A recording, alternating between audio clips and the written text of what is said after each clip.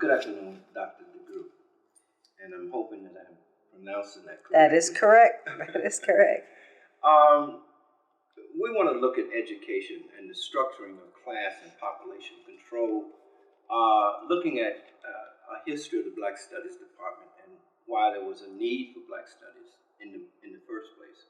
So I would like for you, if you would, to talk to us a bit about the purpose of education in the first place, and if you could kind of address the philosophical and psychological aspects of shaping one's worldview in the context of mind control and human possibility.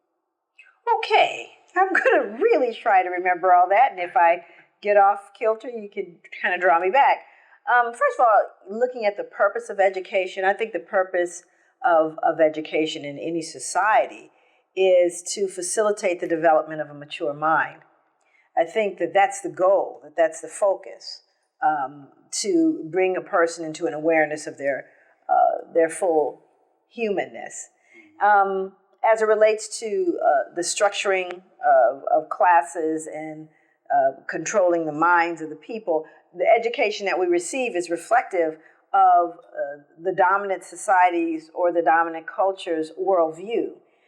As it relates to African American people, I think ultimately, when you look at the history of how we have been folded into the curriculum, as we've been folded into, if you will, American history, it's certainly not a positive picture. That not being a positive picture, we have to take a look at that. And then we can understand what the motivations are, or why, or how African-American children, in particular, youth, adults in the educational system, have been controlled. Well, fundamentally, Europeans had to somehow make okay their oppression. They had to make okay their aggression. They had to make okay their theft, their rape. And the way that they did that was to fold it into a level of normalcy in an educational arena, which suggested that these people, meaning African-American people, were deserving of such treatment.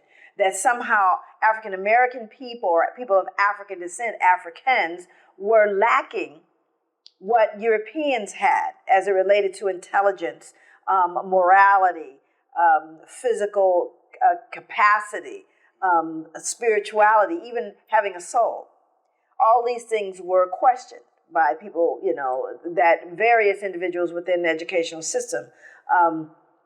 When I think about, John Newton, who penned the Amazing Grace, and as we look at his behavior, again, this is an individual that said that Black people were without souls and thus not destined for the next life, which then, in his mind, I imagine, justified his raping girls and women on slave ships. You see, so you look at that behavior, and then you look at statements by Carl von Linnaeus, a preeminent biologist, best known, said to be the father of anthropology, who is best known for the classification of species and genus and phylum, all of the things that we know as it relates to biological classification. He then put in the 1700s, into the pot, his notion of race classification. And of course, fundamentally, this becomes part of our education, because Carl von Linnaeus becomes someone that's unavoidable if you study high school biology, for example. And what he suggests is that we are by nature, by a fact of science, inferior. That we are lustful, cunning, lazy, governed by caprice. These are the things he said were inherent, scientifically proven qualities of people of African descent. So one has to ask, why would he say such a thing?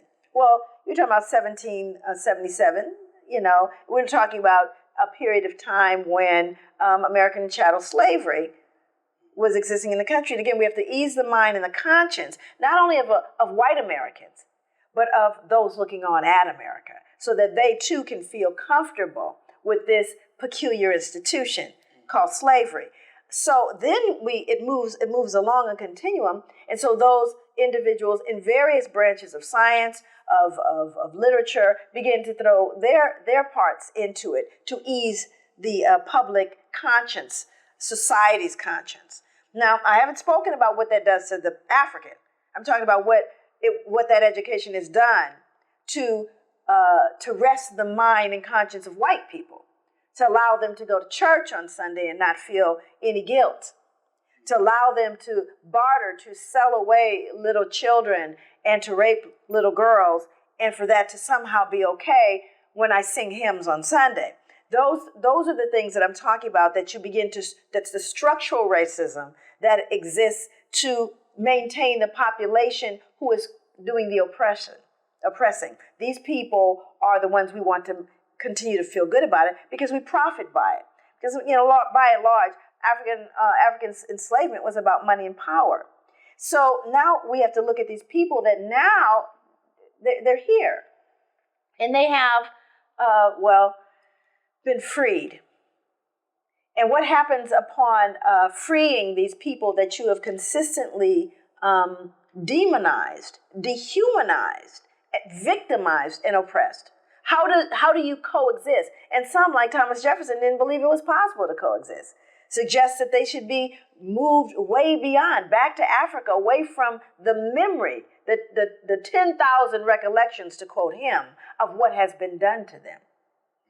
That he believed would end up causing the extermination of one or the other race, white or black. He didn't believe they could coexist because we'd remember what was done to us. So what do? You erase the memory. And education in America has done just that.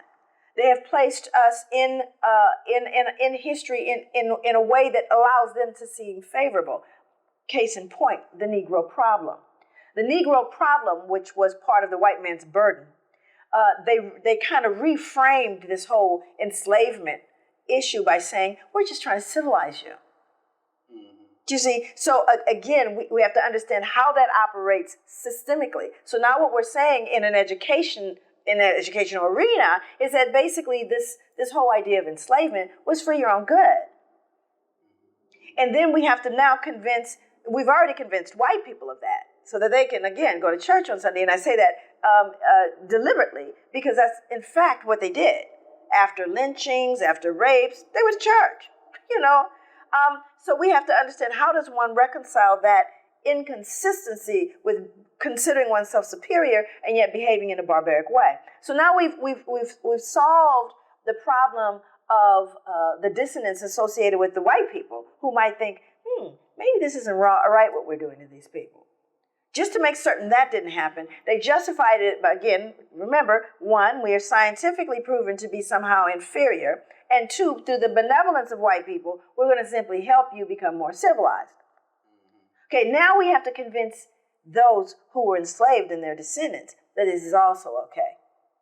So what we do is, not only do we give you the same education we give the white child about how much better off you are now and how horrific a people that you are, people like Aristotle, who said that black people were natural slaves, that by a peculiar act of nature, the color of skin, the skin raises a presumption of slavery, and that we were permanently suited for a laborious class.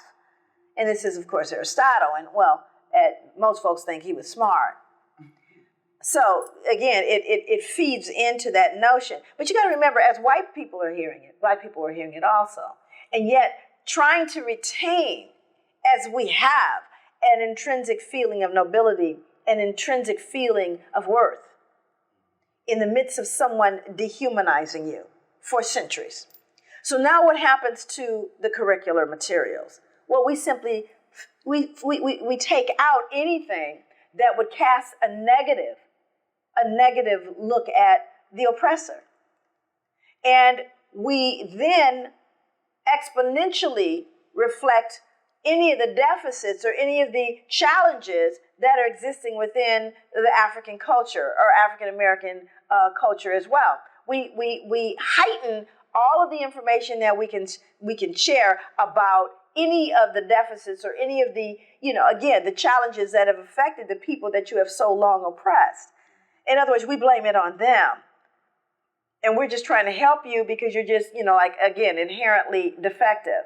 And so after you hear that after a while, and then you have curricular materials, and then you have things like media that then feeds into it. So all of these become they conspire and they are complicit in maintaining this notion that this is what you are. Everything from, and it's so interesting because it shows itself over and over in film. Yes. You know, what do we reward? We reward the images that we have projected. We're not going to reward the image of a noble, aspiring man of African descent, but we will reward a pimp, a hustler, a criminal, and we're not going to reward a noble, beautiful, moral, healthy Black woman, hence precious. We're going to again reward you to perpetuate the images that we need you to continue to have of yourself, and then we'll also continue to justify for white people why it always is this way. Do you see? Yes. So education has, while we have, Carter G. Woodson made it very clear that we were miseducated. And he didn't have any more words to say than miseducated, because we could put a whole lot more than miseducated on that. We were miseducated, we were dehumanized, we were brainwashed, we were beaten into submission, we were victimized by learned helplessness. All of those things would feed into that miseducation. And so when we look at the residual impact of that, when we look at what does that do to a people, you begin to question your fundamental self. And when you have detached that person from their culture, again, we had to be very careful to destroy all of the African roots from which we came, the rituals, the customs, the practices that built village and community. Those things were severed, as well as the language. And what we understand now, based on data that has been collected in contemporary society, that severing people from their culture is tantamount to the death of the self. It's completely. The death of the culture is tantamount to the death of the self. Could you say that again, please? That when you destroy the links that a people have, any people, with their culture, you destroy them. Because it is by far more important, the ideas of community and family and custom that make up what we call culture is far more important than any physical disaster that can happen to a people. Because you've removed them from the essence of who they are. And in the words of Randall Robinson, that the worst thing that you can do to a people is to rob them of the memory of themselves. And so if you don't know who you are, you most certainly can't figure out where you're going, which is what we're seeing. And in addition to that, what we have folded into that are the contemporary issues, the mess that everyone's in, the materialism, the drug abuse, the over-sexualizing of, everything, right? So you begin to look at that and you fold it on top of what I call post-traumatic slave syndrome. All of the qualities that I'm saying are the residual impact of that, those centuries of oppression unaddressed, and the perpetual miseducation and demonizing of all that is Black. And when you look at that, you're looking at the actual destruction of a people. That's what it results in. If, of course, you don't do anything about it. If you don't stop and go, whoa, someone's trying to sell me some strange Kool-Aid here, and I'm not buying it. When you take it upon yourself to educate yourself, when you take it upon yourself to not allow the media to teach you who you are, when you take it upon yourself to control what is going into the hearts, minds, and bodies of your own children, and that you don't leave that to a system that has spent most of its time trying to avoid the truth. Hence the need for Black history, the need for historically Black institutions. Because the only way to balance that is to maintain, is to remember Sankofa. The only way to retain that sense of self, to rebuild that sense of self, is to have an understanding of who you are. And you cannot know that without understanding your own real history, which is the reason why we have to have it. Because if we don't do it, there is a disincentive for contemporary educational institutions because, well, who looks bad? Who's going to look badly in this? And I can tell people all the time, they're not going to let little Cindy and Miss Ann feel uncomfortable about the lies that have been told them all this time about their history. Because you have to understand, little white children have received the same miseducation, misdirection, lies that we have. And so they perpetuate it with their children as well. So unless someone steps out of this cycle of insanity and says, okay, wait a minute now, this is not correct. And then we begin to not only state the truth, but to produce curricular materials and insist that they be infused into the curriculum.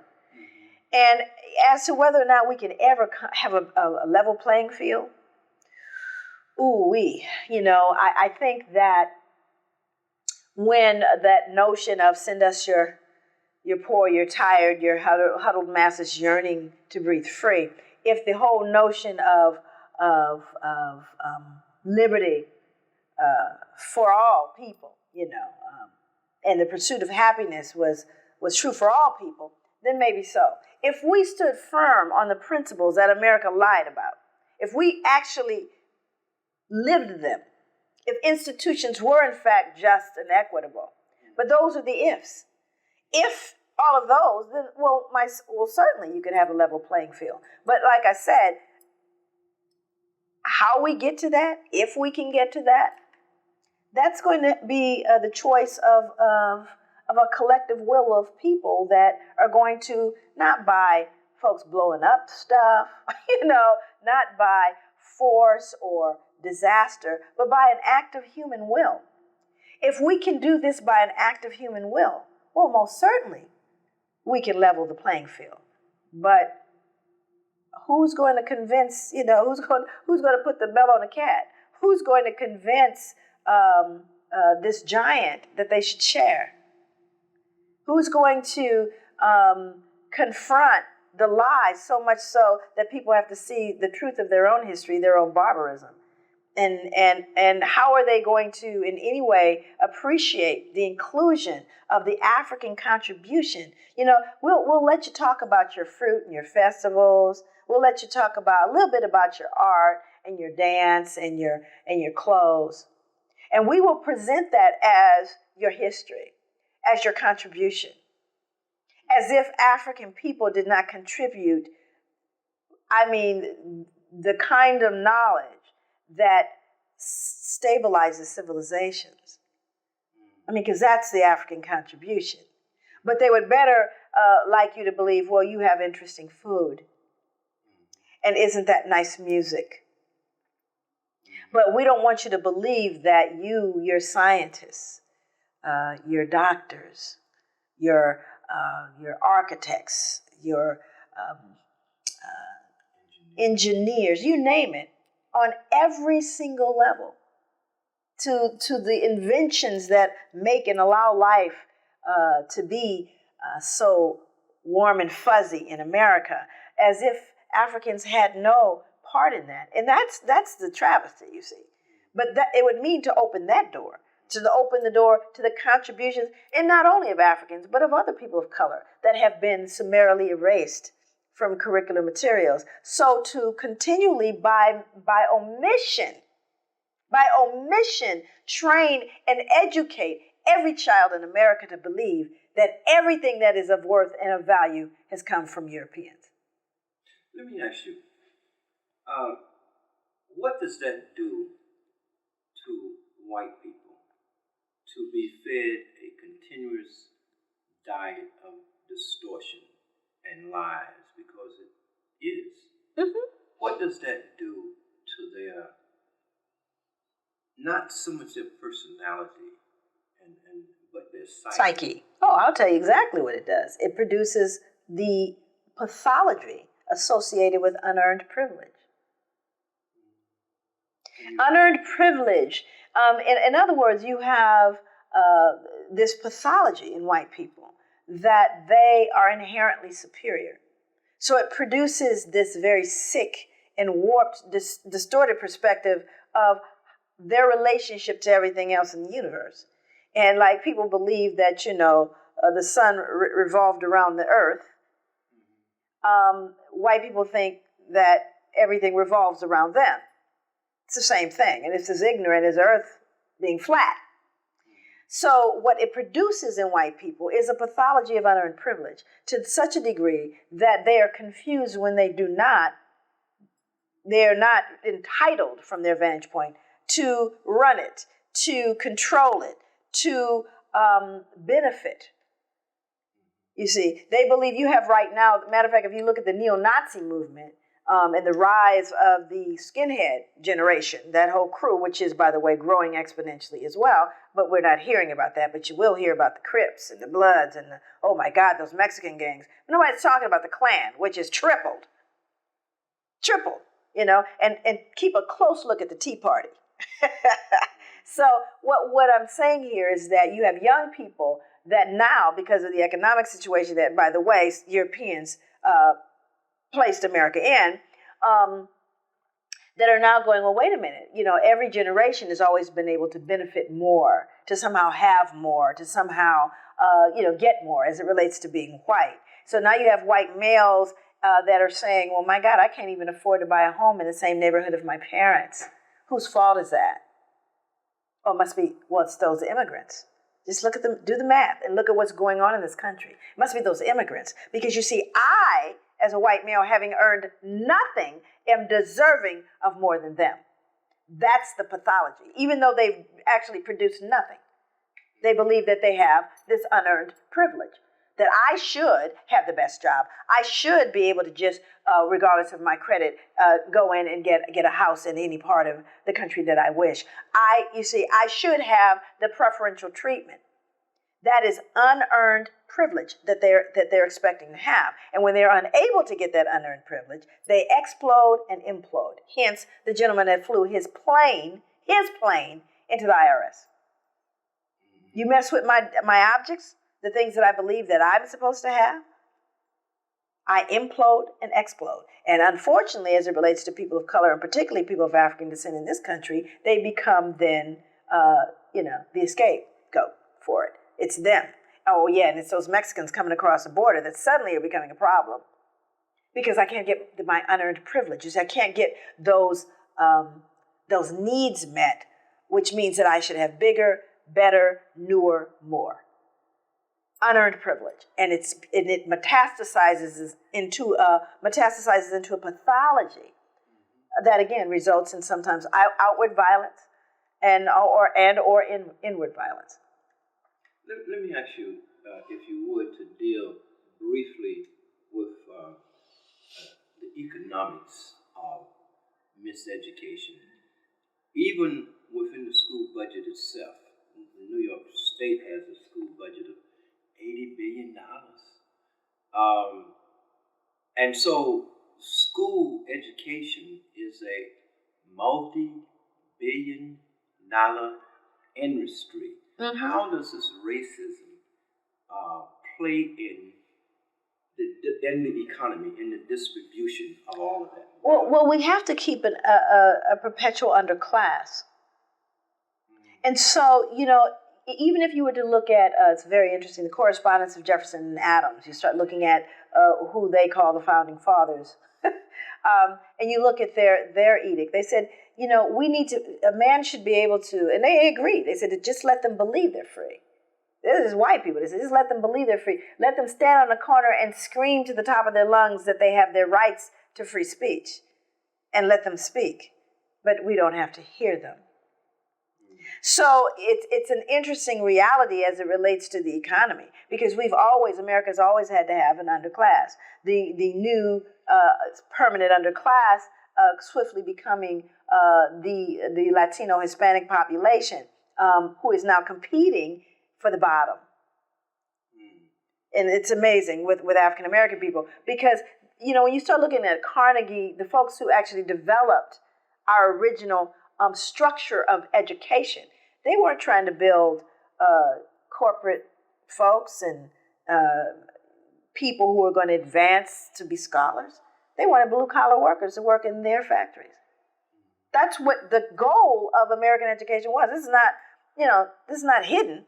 All you have to do is read what they've said about it. They said they're not trying to produce people who are going to go out and be their competitors. They wanted to raise the level of education just so much so that they could work for them, for the things they ran. Ford industry. And you start looking at all these folks. It wasn't about trying to produce a mature mind that would then become their competitors. No. And so it doesn't surprise me because, and the truth is, it hasn't changed. You see, in that system, that construct, it's flawed. Everyone knows it's flawed. And yet there's been no attempt. Why? To just overhaul the whole thing. I tell people, I said, listen, just don't do whatever they're doing in school and you'll do better. Honestly, just come up with something different and you'll do better. Because we already know what it's producing. And it's certainly not producing mature minds on any count. And just because you can jump through the hoops and you can even, cross the T and dot the I and get the A, does not mean that you're educated. You see? So I'm saying, at what point do we look at the system? But to look at that would then begin to look at those that created it. And they too would be flawed. And as if we don't know that they were inherently racist people in the first place, who were bent on a material existence that they completely controlled and benefited from, and that their heirs would benefit from. And that's not even all white people. They didn't even want all white people to benefit from it. Only a select elite few. So this is the structure of American education, and yet no one has saw fit to go, well, maybe we need to rework this. Right, well, who would benefit? You? It's like, when you look at this, this is a perfect example of it. When in Ethiopia, we saw the huge drought, the horrific, advancement of the desert, if you will, in Ethiopia. They knew about that 20 years before it happened, at least 20 years before it ever occurred. And the reason why I know that is my sister was among some of the young people who were brought in on the scientific inquiry about what was going on regionally, geographically in that area. She studied in school that eventually the desert, they saw it happening. So let's ask this question. It's a fundamental question. If they knew 20 years before it happened that it was going to happen, why didn't they intervene? Why didn't they, say, well, y'all might want to move? Or maybe start building an infrastructure that could sustain itself? Well, here's a question you have to ask, which is what every country in the world, imperialistic, regardless of whether they're capitalist, communist, I don't care who they were. They looked and they went, any oil there? I'm sorry, diamonds? Were there any diamonds there? Let's see. Are there any natural resource? Gold? None of that? Then why would we? Oh, you mean just the people? We would intervene to support their system, to help them, to rescue their children and their children? No, there's no interest in it for us. We don't do it just for people.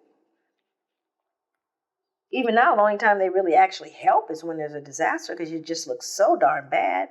But if they would have put all the energy in Haiti that they put into Haiti during the devastation, prior to the devastation in terms of investing in the country, how much further along would the infrastructure of Haiti have been?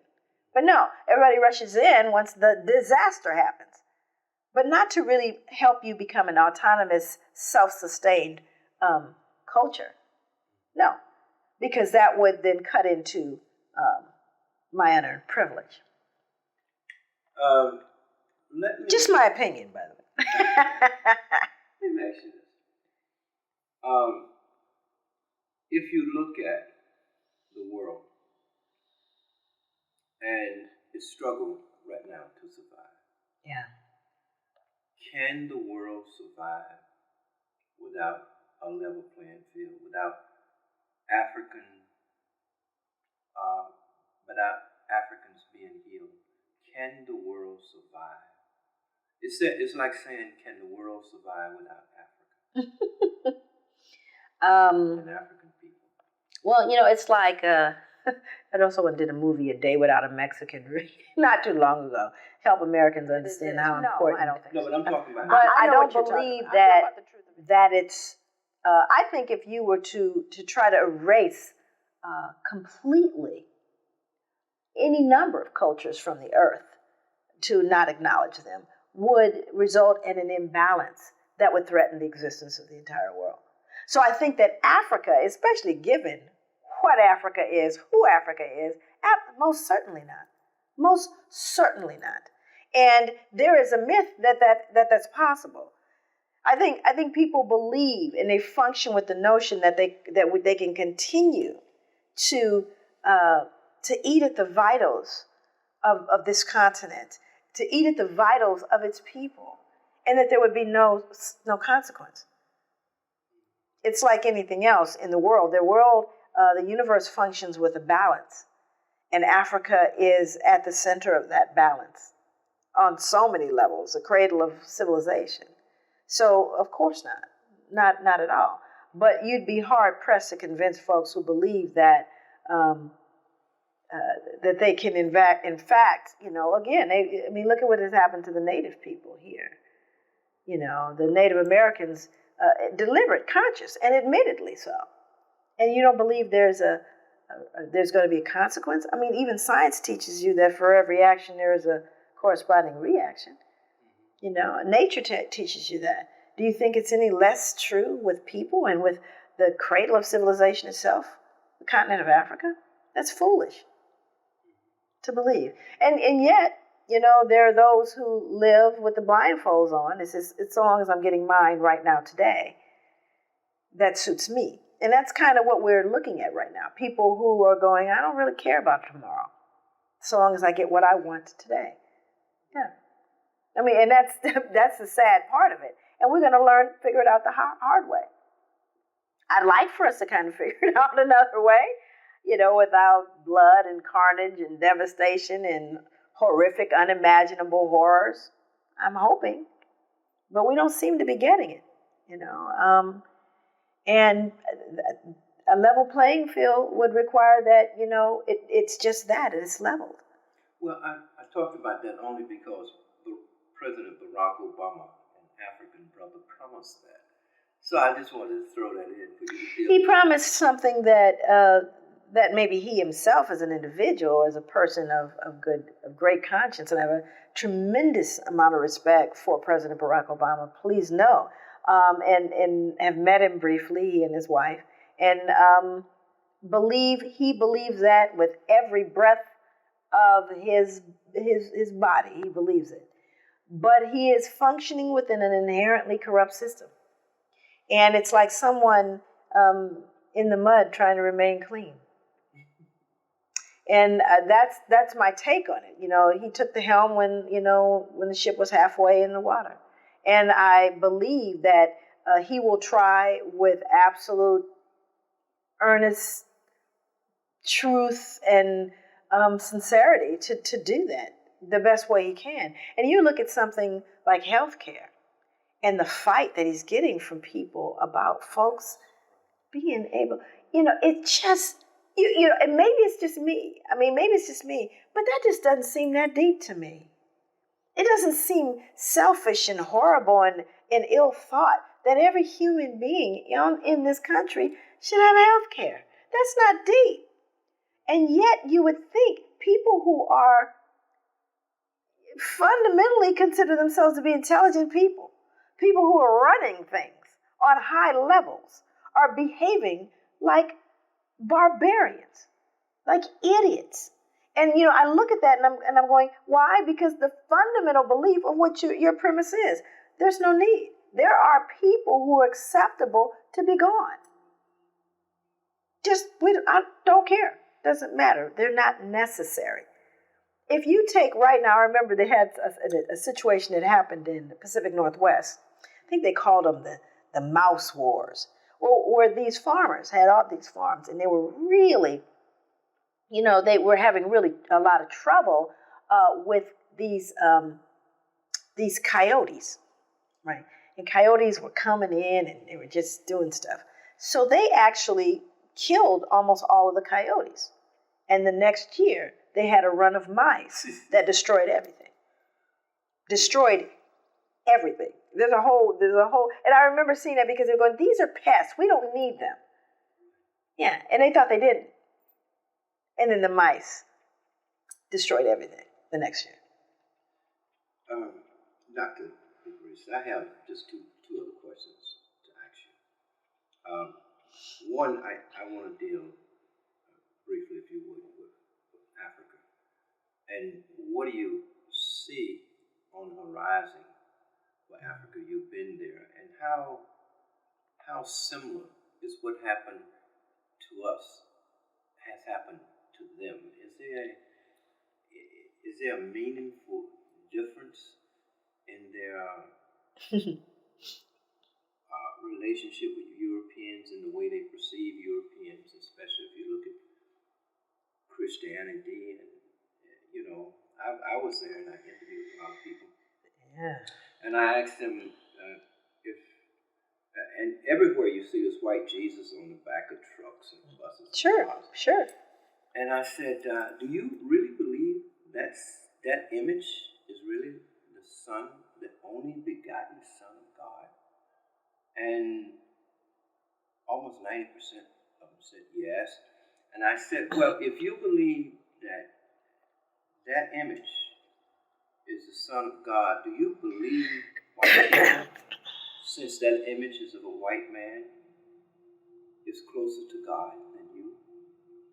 And they would think about it. And then they would say, yes, look how they live, and look how we live. Certainly, God has blessed them.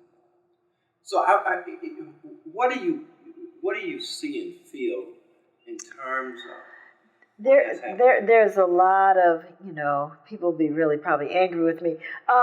But the evangelical movement is huge, for example, in Ghana. It's huge. And, it's interesting to me to see how it's being promoted. I saw a number of television. It was very, I would say,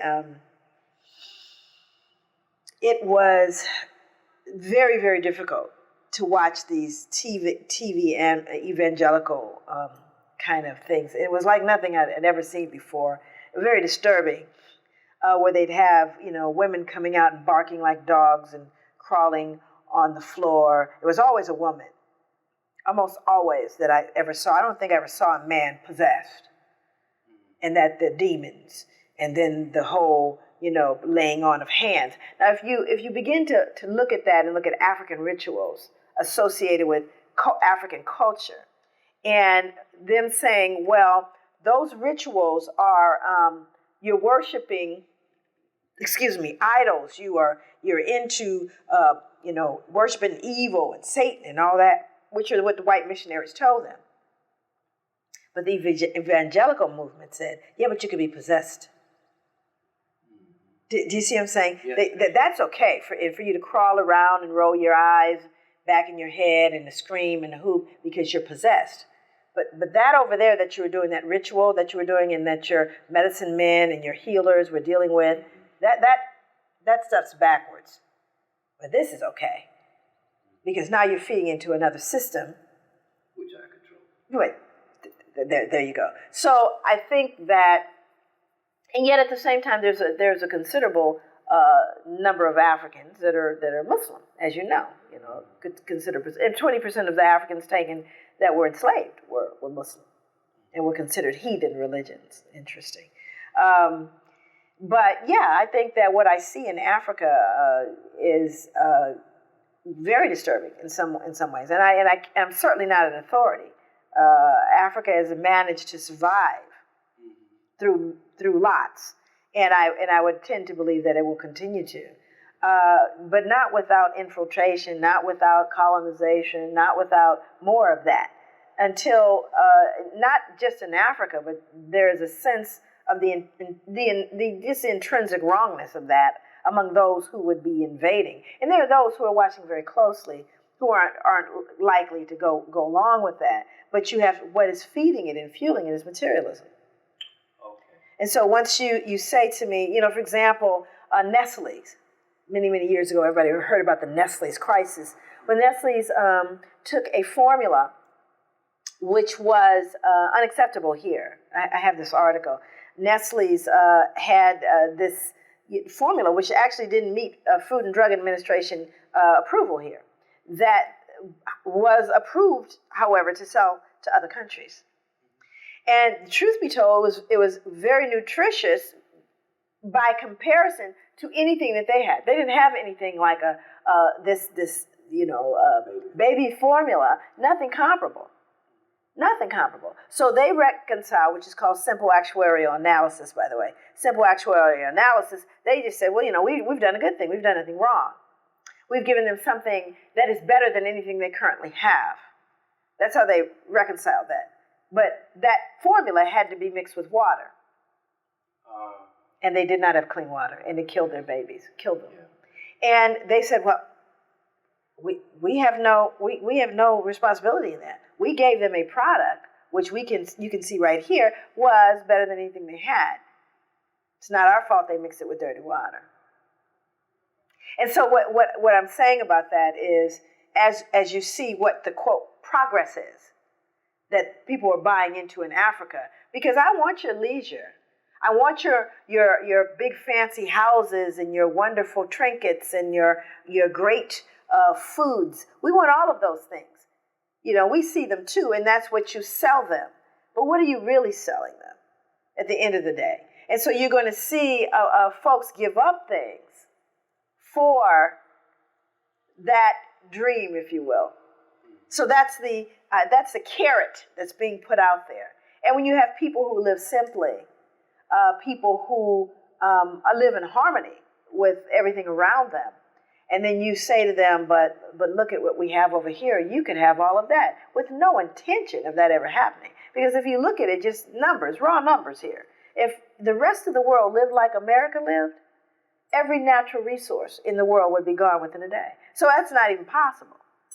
See, so again, so the future is I think the future in general is rather dark, very dim, and very clouded and complicated, and quite possibly catastrophically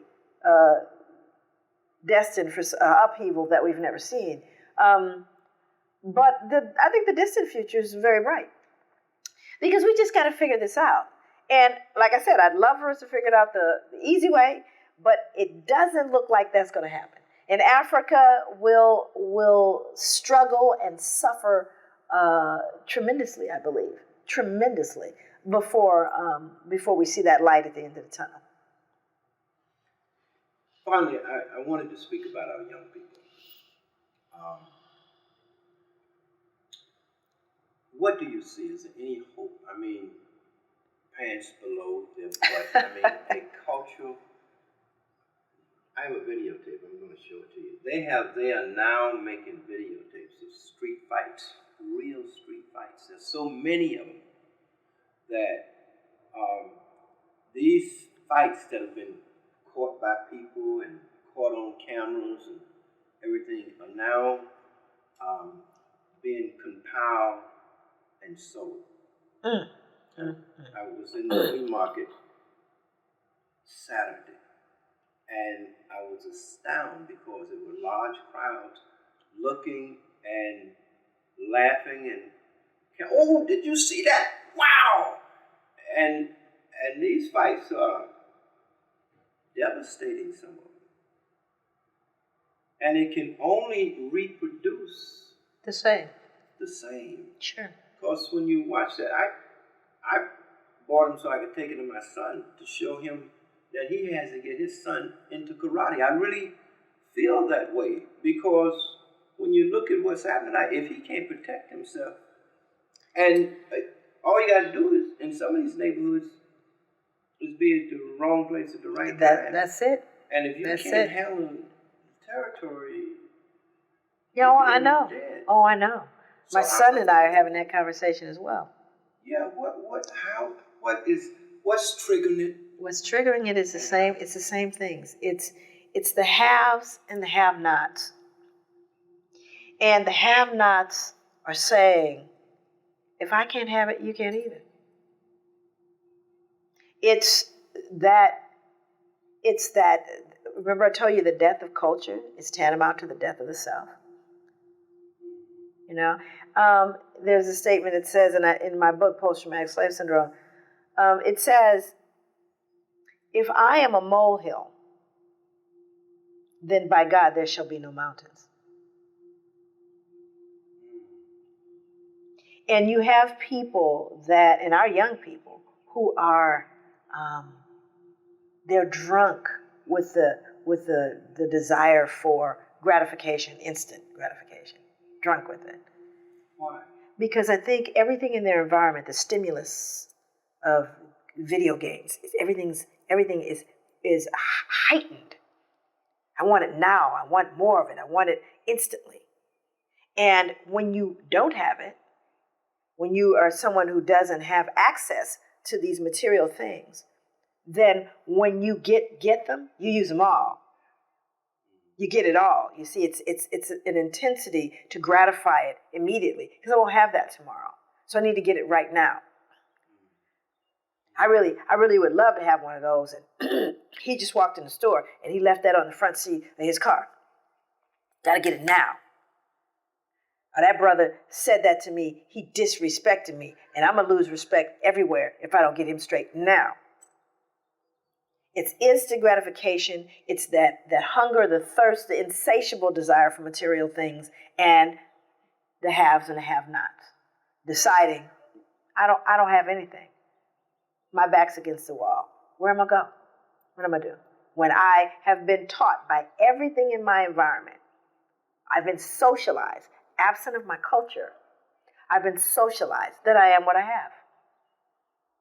And if I am what I have, right, and if I don't have anything, then I got to find another way to arrive at a sense of respect, manhood, dignity. So I could beat him up. I'm bigger, badder, tougher, stronger than him. Or her. Females just as much. The violence among females, people aren't watching it as closely. But it is even perhaps more devastating than what we see with men. What's happening with young girls. I mean, we're talking about stabbings. You know, it's one thing to drive by and shoot someone. And while it's a horrific thing and it's violent, it takes a whole lot to walk up on someone and thrust a knife inside of them. And that's what girls are doing. So, yeah, it's deep. You know, I hate to present such a bleak picture. I'm not one of those people that do not have hope. You know, there's that story. I always talk about that story, the guy with the starfish. He's walking along the beach.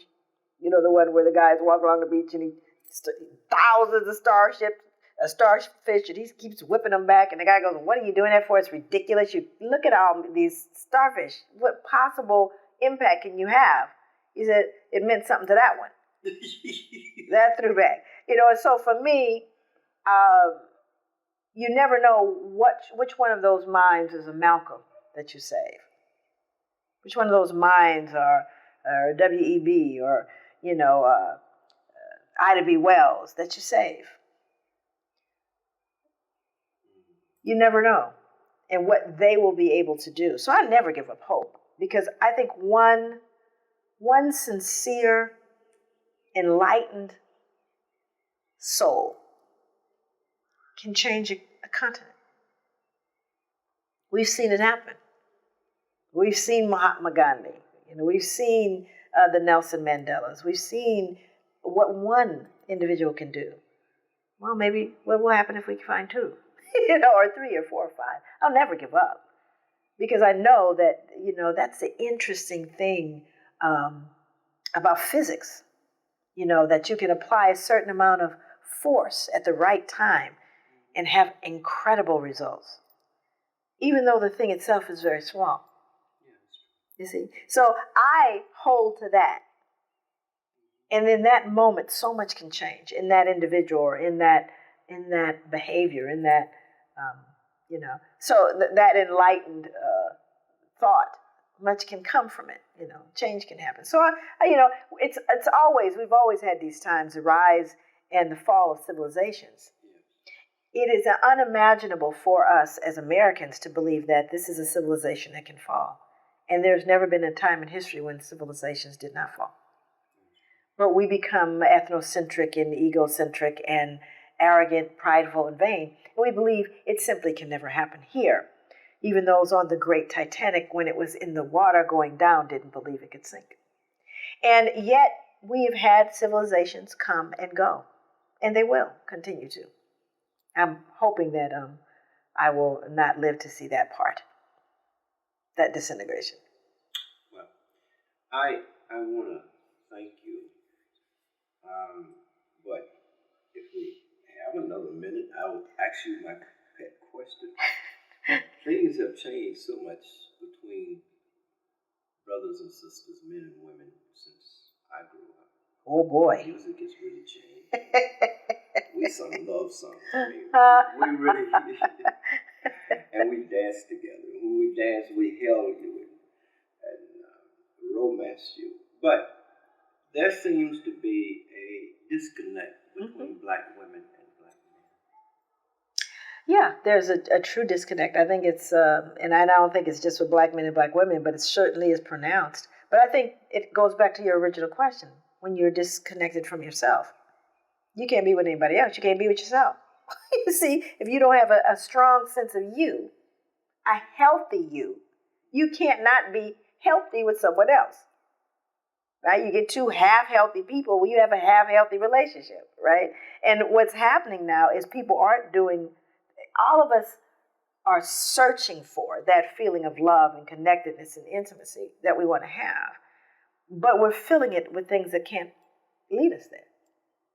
And we're arriving in those situations, myself included, without the proper tools to navigate it, having not done the proper healing of oneself. And with black men and black women, it's even more complex, given post-traumatic, given the history, given the trauma, given the oppression. And then I'm trying to deal with your injury as a man, and this man is trying to deal with my injury as a woman. And then we're trying to base that on a European standard that no one can live up to. That Europeans don't even try to live up to, that we've bought into.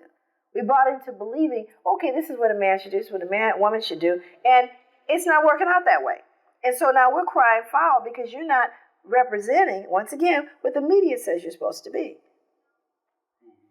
And then you have enough of that out there, enough of the noise out there, and then we begin to believe the hype that black women feel like this about black men and black men feel like this about black women, and we certainly haven't done any empirical data research to determine that, and yet the media has also spurned this kind of contempt for one another that I don't believe is there, not on the level that they're saying.